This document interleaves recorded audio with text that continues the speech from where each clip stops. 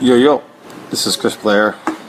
It is Wednesday morning here in Tokyo. Actually, I'm in Kyoto right now, but sitting in this coffee shop as I just finished my breakfast, did a couple calls, got my coffee, and I want to talk about carousel ads. Today, the reason I'm going to talk about carousel ads is because, in my opinion, and actually, I don't think this is just opinion, I've heard this from a couple other people as well, and from my experience of doing them, carousel ads are the trickiest ads to make them work. Okay, people want to use them. They want to use these carousel ads because it's multi-image ads, and also that's one advantage. And the other advantage is that the image is clickable to the website, so people are eager to use them. And I see a lot of people using them, and I've actually seen a lot of people basically lose their shirt on carousel ads, and I've had plenty of carousel ads myself that have not worked for me, and I've had ones that have worked for me. So I've gone through and I've analyzed what works and what doesn't work, and I've really figured out the formula, to tell you the truth, on how carousel ads, the last say 5 or 6 carousel ads I've run have all been big money makers for me, and I've been following this same formula with that. So I wanted to go ahead and share that with you guys today for free. Partly as a preview to this webinar I'm doing for my beta group. Right now I have a course that's being made. It's in beta. There's about 30 people in this group, and you can still get in if you want to. Once the course is completed, it's going to be $2,500, but it's significantly cheaper now to get in as a beta member. So I'm going to be outlining the 8 ways in which I scale ads, and this webinar is coming up on Thursday, 9 p.m. Eastern, so if you want to get live on the webinar, you can still get in.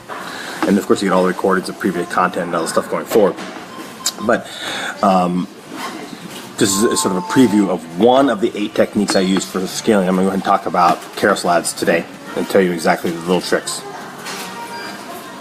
Okay, when to use a carousel ad and when not to use a carousel ad. Okay, this is key. Carousel ads have never worked for me for testing new products. Period. I have tried it over and over and over again because I really like the idea of multiple images. I could take the different mock-ups and maybe do the black one and the gray one and maybe the tank or whatever. I can do multiple images, and I wanted to, and so I've always had this desire to make them work for testing ads, and testing new products. Every single time I've used them to test new products, they absolutely bomb. So I've reached a 100% conclusion that using carousel ads for a form of testing doesn't work. It's not effective. So what's really interesting is as I was doing that, I'm like, why don't I try this on some winning products? So I've discovered that for scaling products, it absolutely works. When you have a winner that is proven and you know it's going to work, then these multiple image ads can work. But again, there's a little trick to this.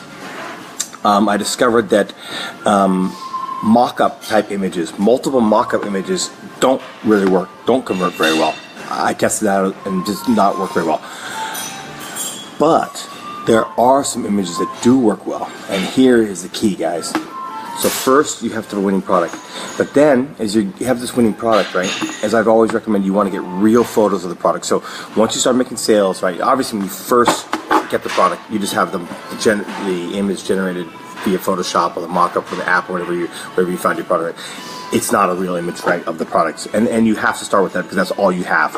But as you're selling more, you want to ask your supplier for a photo of the product, right? Once they make it, or you want to order one yourself, get a photo. You want to ask your customer for photos of it. So once you get these real photos, you got like a few of them, and then you can also ask your customers for testimonial photos.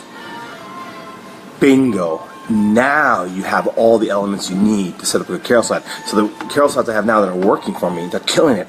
I've got basically 4 photos going. I've got two customer testimonial photos, and I got 2 real photos at different angles. So I take a real photo at one angle, customer photo at one angle, a real photo on that angle, and then a customer photo on it. And then I've got the brand on my side. The 5th image is just the brand logo, right?